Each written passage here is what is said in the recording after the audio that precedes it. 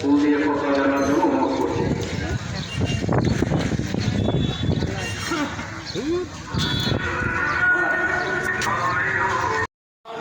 সাম্রাজ্যবাদ ভারতবর্ষ থেকে হাত উঠাও।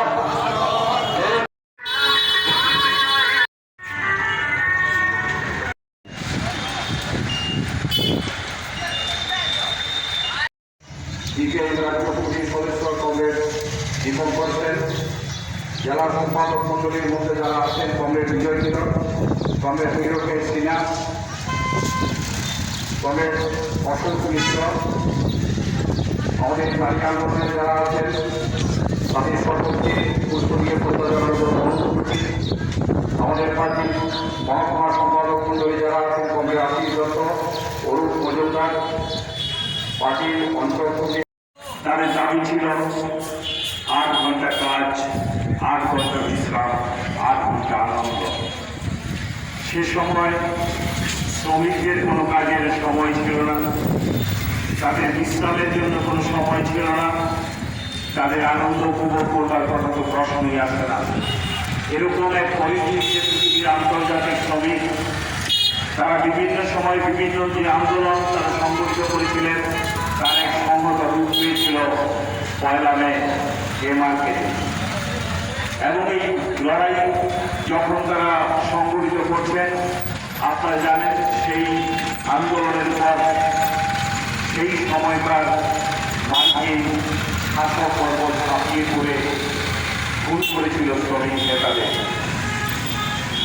এই দিন থেকে এই দিনটি আমরা পালন করছি আন্তর্জাতিক শ্রমিকদের সংহতি দিবস হিসেবে। এবং এই দিবসে আমরা যেমন তাদের শ্রদ্ধা জানাই, তেমনি পৃথিবীর শ্রমজীবী মানুষের সামনে এই মুহূর্তের সমস্যা কি তাদের দাবি দেওয়া উচিত, কি তাদের আন্দোলন গত 139 বছর ধরে বিশ্ব শ্রম সংস্থা আপনারা জানেন world federation of trade union তার উদ্যোগে ইশতেহার প্রকাশিত হয়। সেই ইশতেহারে আমরা পৃথিবীর শ্রমজীবী মানুষের লড়াইয়ের জন্য বার্তা প্রেরণ করি। তারই কর্মসূচির অঙ্গ হিসেবে আমরা এখানে মিলিত হয়েছি।